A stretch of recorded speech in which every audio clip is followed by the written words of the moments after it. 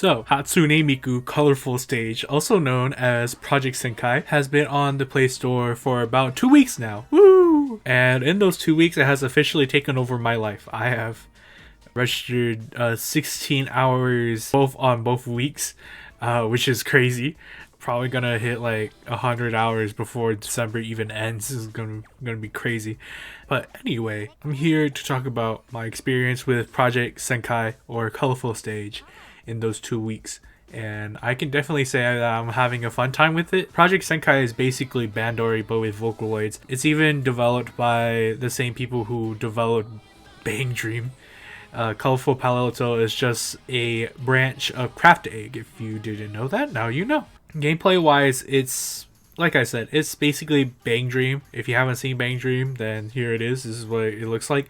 I think the sliders are a lot easier to hit. It's a lot more forgiving than Bang Dream. However, when it comes to like release, I feel like the registry of those let goes are a little bit off. I feel like sometimes it works and sometimes it doesn't, but overall it's basically the same game. I also feel like the offset is different, or maybe my phone is just really tired. I feel like Bandori, once you get a offset, you can stick with that offset for basically the entire time you're playing with this game. But with Project Sekai, I've been kind of fluctuating between around like 0 to like 4-ish, and you know, it's kind of weird. But you know, some days feel off and then some days don't feel off. It's weird, but other than that, very fun game. I think all the songs are enjoyable. There are a few songs that I'm just like I don't really jive with, but I think that's just personal preference. There's some songs in Bang Dream where it was like I know that my personal preference is also like a bias because this is a rhythm game and like obviously music selection, but like some of these songs aren't really up to quality. With the groups that you do have here,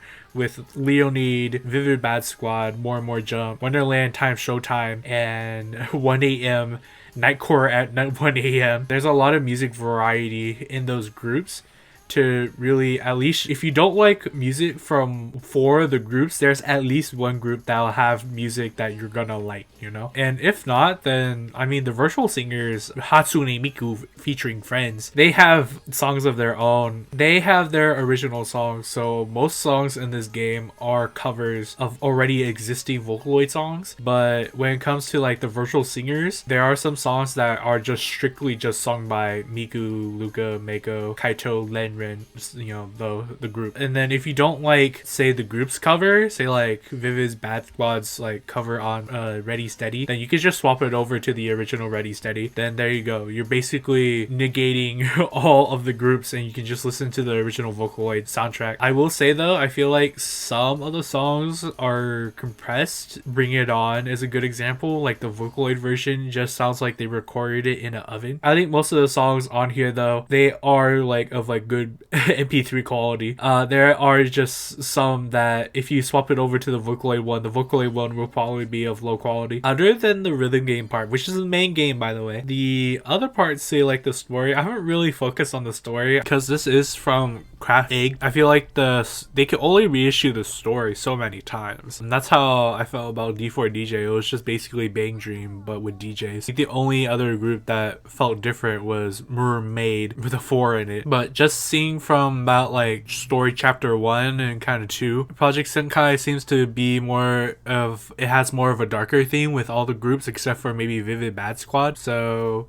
I don't know, it seems interesting. It's just not interesting enough for me to really, I guess, care for the story aspect of the characters, which is kind of sad to say, but you know, you can only rehash characters so many times. I'll just, maybe if someone can give me like a Cliff Notes version, I'd probably care. But as for right now, I don't think I'm gonna focus on the story. I'm probably just gonna keep continuing to skip through until I can get all the crystals. By the way, the grinding in this game I think the grinding in this game is a lot more enjoyable, or at least the song selection in this game is a lot more enjoyable than Bang Dream. As someone who used to tier in Bang Dream, like United A to Z was like such an annoying song. It wasn't necessarily that great of a song too. A lot of people would just like categorize it as generic anime trash, and like it kind of was. It was just played a lot because its runtime was so short and its score multiplier was so high. But I feel like a lot of the songs here that are short, they're a lot more enjoyable, and they're also a little bit easier, except for maybe like Jackpot Girl.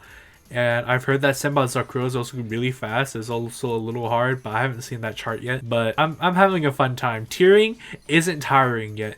Maybe when I am actually done with tiering, you know, like I'm like mentally tired, but like I'm still willing to tier compared to like Bang Dream, where I was like, after that ReZero event and doing A to Z and like Cherry Bomb for like the 500th time, I was just like, I'm tired, shit. I don't really want to do this anymore. I think the gacha rate is just basically the same as Bang Dream. The 4-star rate is 3%, and then it goes down from there. I will say though that not having a character that's a 3-star is kind of like a hindrance to the game, I feel like, because when you have a banner that's all 4 stars and no 3 stars, your 3-star pool is really small. As a free-to-play player, 3 stars are like your clutch for like events, so not adding 3 stars to the pool is kind of like hard, you know. And I know that you get a 3-star from like doing the events. You can just buy the 3-star from the shop, but most of the time the 3-star in the shop, like event shop, doesn't really score very well, because by the time you already got that card, you already have members that are already better than that member, and then their attribute isn't even the same as the event's attribute. It's just the same member, so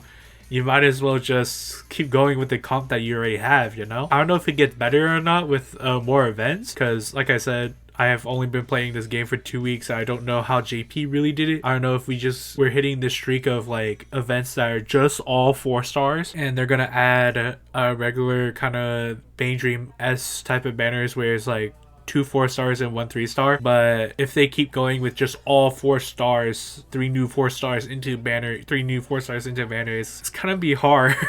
You know what is also hard?